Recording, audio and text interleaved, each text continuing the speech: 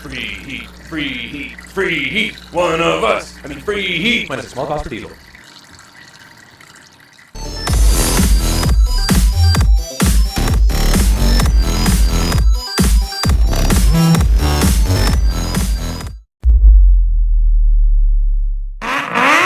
Bogey Wheels Devin here, and this winter I'm heating my shop for free. This is my shop heater, my garage. It is an old Coleman oil burning stove from I think the 30s. It's so hard to find any information on these. If you have any info on, or if you own one of these, go ahead, toss something in the comments. Don't even know the model number. I know it's a Coleman, and I know it's old. Anyways, burns fuel oil. That's the hopper of it back there. And right here would be the temperature gauge. It regulates the flow, which is done by the little, I guess you could call it a carburetor at the bottom here. It sort of slowly drips fuel oil to the bottom of the combustion chamber. But this winter, got me a tapped pail, a 5-gallon pail that I'm going to be putting waste oil in. It's actually got a little bit in there right now for testing purposes. Anywho, got that wired up to a 5/16 copper line.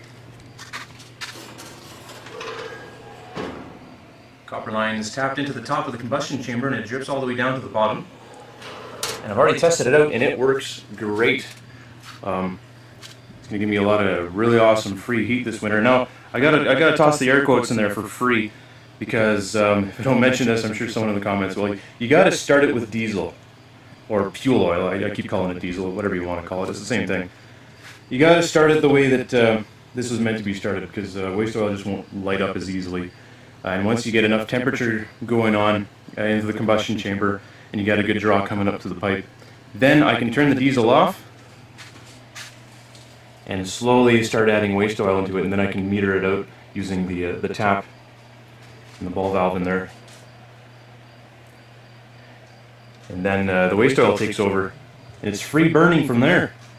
We've got it set up here is I've got this little porthole, which when you will shine a flashlight in there, I can monitor how much oil is dripping. Another way to do it is just to lift up the top of the combustion chamber.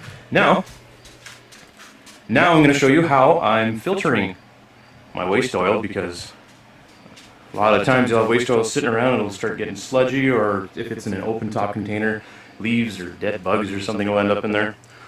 Take a wander out to the side of the garage. Here's my system. Got a pair of the wife's old pants strung up through, I guess this is what you put underneath your kitchen sink for wastebasket.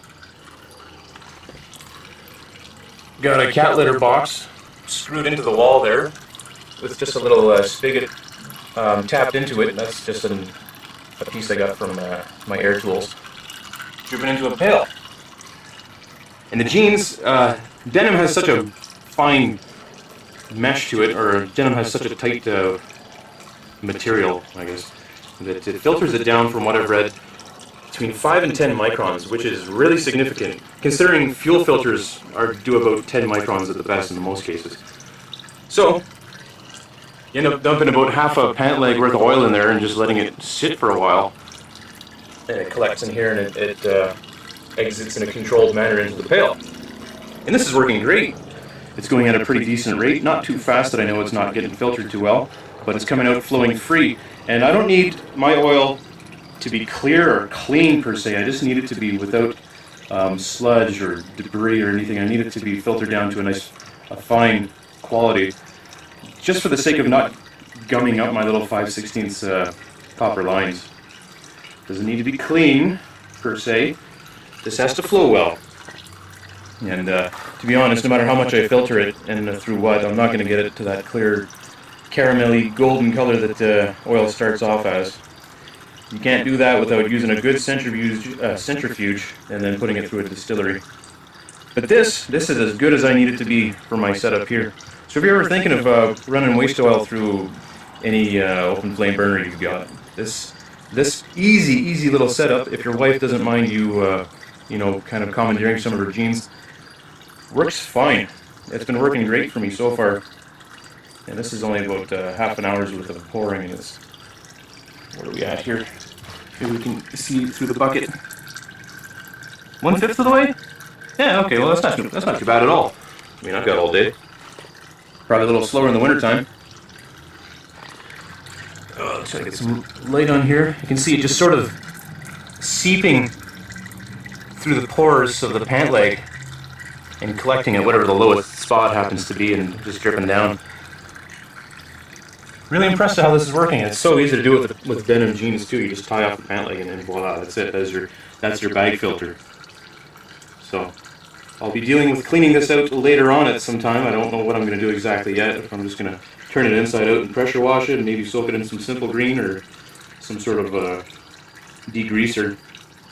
Alright, well if you have any more questions about my setup here, that's what the comments section of YouTube is for. That ends, well, if you go to a couple other videos, some pretty colorful comments. Let's try to keep it to questions this time. And thanks for watching Bogey Wheels. Hopefully, once the weather turns, I'm going to have a little shot of this burning inside of my garage heater. See how much heat it's putting off. If you like it, subscribe. You're watching Bogey Wheels. Free heat, free heat, free heat, free heat. One of us. I mean, free heat. Minus a small cost for diesel.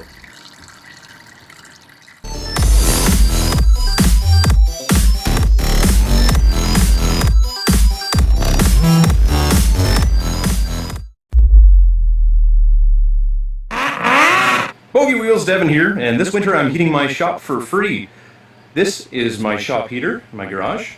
It is an old Coleman oil burning stove from, I think the 30s. It's so hard to find any information on these.